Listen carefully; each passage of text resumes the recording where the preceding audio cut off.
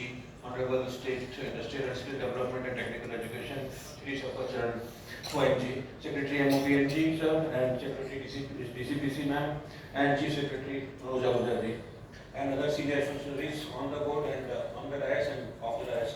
It gives me immense pleasure to be here on this momentous occasion wherein Indian Oil will be signing an MOU with Government of Odisha, that is EPICOL, and this will pave the way for a very cherished dream of Indian Oil and I'll say the whole chemical and petrochemical industry of India, because this is going to be a very big cracker that was very much needed. And whenever we talk of immense demand of petrochemical that is going to be there in India, always this thing comes up that every 2 years we should have a new cracker.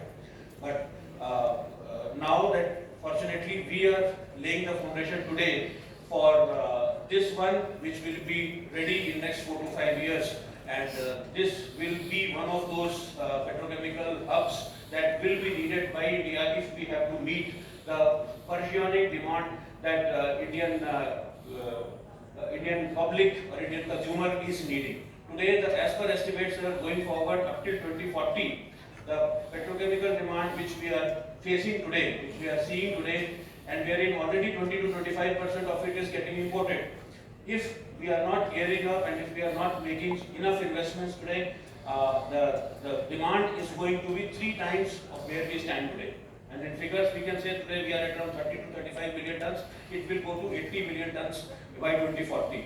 So that is the kind of growth that we are seeing in this section, and that is why we are very committed for our next tranche of all investments which have to go towards petrochemicals, and this is going to be a very big step going forward. And this is also this mega project will also aligns perfectly with the vision of Honorable Prime Minister when he says that we have to have a 10 trillion economy by 2030. So these kind of investments, these kind of projects, these kind of plans, they are going to contribute towards it, and it also is in total compliance with PM's Honorable Prime Minister's Purvodaya mission, which initiative is a cornerstone in comprehensive development of ecosystem in Eastern India for overall growth.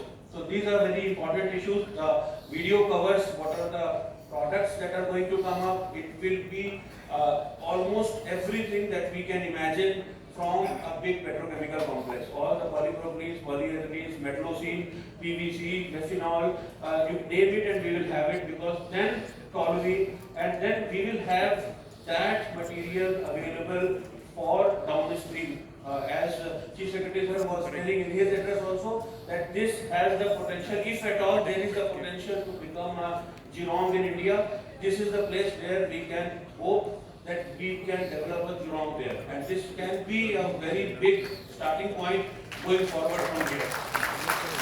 And this will be a very big contributor. And not only the refinery, as you are aware that we have a 15 million ton refinery, one of the biggest in India that is operating there, and that is the most modern and the newest refinery that is there. Plus, we have a paraxylene and PTA which is coming up. We already have an MEG that is in place. We already have a polypropylene that is in place. So all the building blocks are already in place. Now this was the missing thing. When it comes into the picture, the whole picture becomes complete, and we will have a total availability of feedstock for all the downstream feedstocks that can be imagined for a proper petrochemical ecosystem that can be developed on the eastern coast of India. So this is where, and these aren't just projects. Today we are not only discussing Indian Oil's projects, we also have ISRPL project, which will have a Chandigarh crude storage area, and then we will have a Petronet LNG project that is also coming. But all 3 projects, they are amounting to around 85,000 crores, all 3 projects combined. And these aren't projects, these are transformative milestones that will generate employment, they will empower the people there, they will empower the ancillary sector there, and establish Eastern India as the nucleus of future India's growth. So with these words, I once again thanks Government of Odisha for all the support that they have given. We thank our MOPNG, Ministry of Petroleum and Natural Gas, which has always been there to guide us in these endeavors. And thank you so much, and all the best to the